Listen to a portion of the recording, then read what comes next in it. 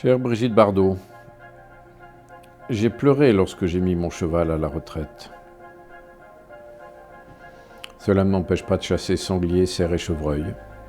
Cela ne m'empêche pas d'être opposé à la peine de mort. La campagne de communication que votre fondation finance en installant des panneaux publicitaires un peu partout en France est une agression faite au monde de la chasse. C'est aussi une campagne anti-campagne, dans le sens où la chasse est partie intégrante de la ruralité.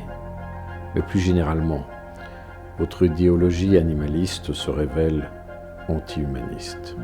À noter que les panneaux publicitaires pourraient être interdits, si j'ai bien compris, dans le cadre d'une nouvelle loi visant à réduire la pollution visuelle.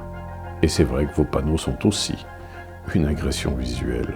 J'ai toujours pensé qu'il était prétentieux et injuste de piétiner un individu lors d'un moment de faiblesse humaine en oubliant tout ce qu'il a réalisé d'historique par le passé.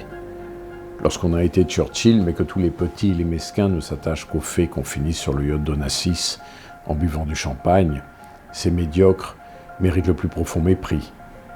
Vous connaissez plus que quiconque le sens de ce mot. Et vous, Brigitte Bardot, vous avez été la Française mondiale, vous avez été la star parmi les stars, au nom de ce que vous avez été. Entre autres, la liberté incarnée. La liberté incarnée. Je souffrirai vos agressions sans vous agresser, mais permettez-moi d'exprimer ici en quoi votre campagne est en fait liberticide. Vous voyez le monde en noir et blanc. Je crois qu'il est plutôt multicolore, que la panoplie chromatique de la vie est bien plus vaste que cette vision simpliste du bien et du mal qui caractérise votre campagne. Voyez-vous, chère Brigitte Bardot, l'homme vit de la dialectique de ses contradictions, le cheval, la mort, la chasse. À chacun son histoire, à chacun son parcours. De cela est issue la complexité de nos âmes. Vous avez votre sensibilité aux choses, j'ai la mienne. Acceptez la liberté. Parce qu'au fond, la question n'est pas de savoir s'il faut ou non aimer la chasse. Je suis pro-chasse, mais je ne la pose à personne. Vous n'êtes pas obligé, comme l'homme le fait depuis les grottes de Lascaux, de chasser. Vous n'êtes pas obligé d'aimer le son du cor le soir au fond des bois, comme le chantait Charles Trenet. Vous n'êtes pas obligé d'aimer la multitude des plats cuisinés que l'homme a imaginés pour agrémenter le gibier.